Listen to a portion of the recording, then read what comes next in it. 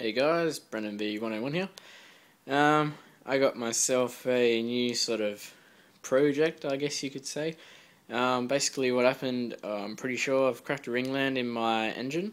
So what I've done is I've taken it out. Unfortunately I was quite busy, obviously taking it out, and videoing it just really slows it down, and I wanted to get it out as soon as I could because a whole bunch of rain was coming. So unfortunately I didn't film it for you guys, but got it out now, as you can see. What I've done is just started to strip it down. I'll get to that in a second, but yeah, I've taken the turbo off. I'm going to rebuild that. I'm rebuilding everything. Get to that in a second. And I've taken the intake manifold off. Just laid it out. I'm going to fully strip this down.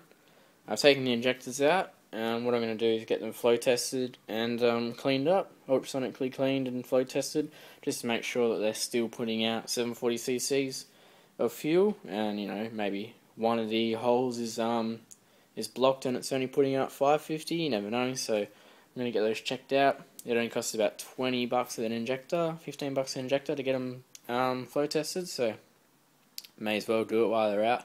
And I'm changing O-rings as well because I've got a full gasket kit. So I'm changing everything. I'm going to fully strip the intake manifold down. As you can see, I've already started to loosen everything off. I'm going to clean all this, maybe take it to work and sandblast it. Clean all the inside outs because there's a lot of shit in there, or just oil. So I've got full gaskets for every single bit on this whole entire engine. So I'm going to replace every gasket I can. What I'm going to do tonight is take the head off. Everything else I'm just going to leave on until I actually get my gaskets in, because I don't want to start pulling all this stuff off and then I can't really remember where everything goes. So I'm going to just take the head off tonight, because I'm going to get that all machined up and ported and all that.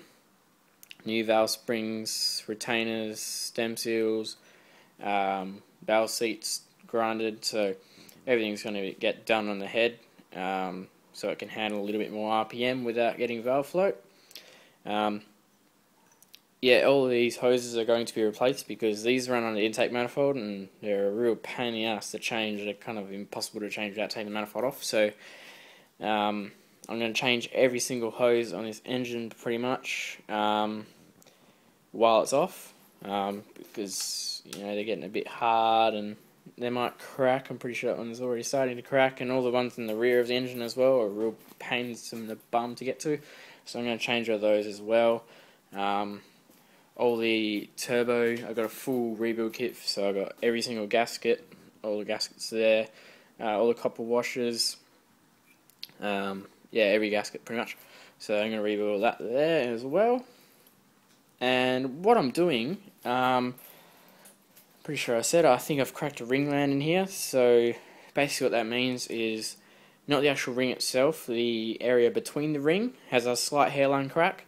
So basically what happens is when the piston explodes the fuel, rather than all that force pushing the piston down, some of it's actually leaking past the ring and then through that crack, and then it will pressurize the crankcase. And what happens is it pressurizes the crankcase, and it can either do two things. It was doing both actually.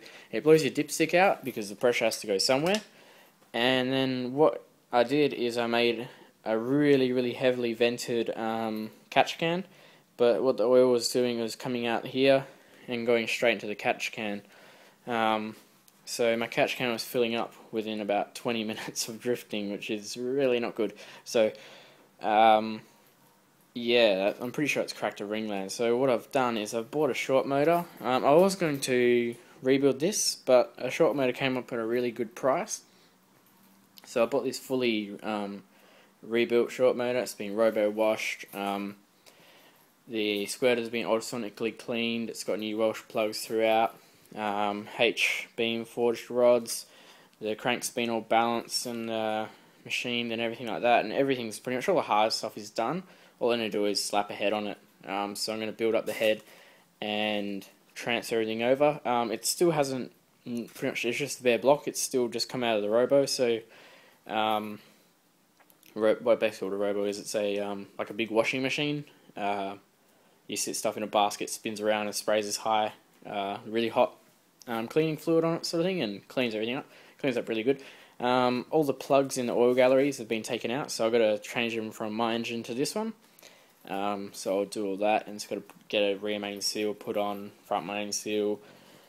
Obviously all your brackets for your alternator, engine mounts, so everything I'm going to swap from my one to this one. And yeah, so I'm just going to take the head off tonight, like I said, and so I can get that all machined up this week. I'm going to get a new clutch as well, because took mine off and there's really not anything left of it. It's in quite bad condition.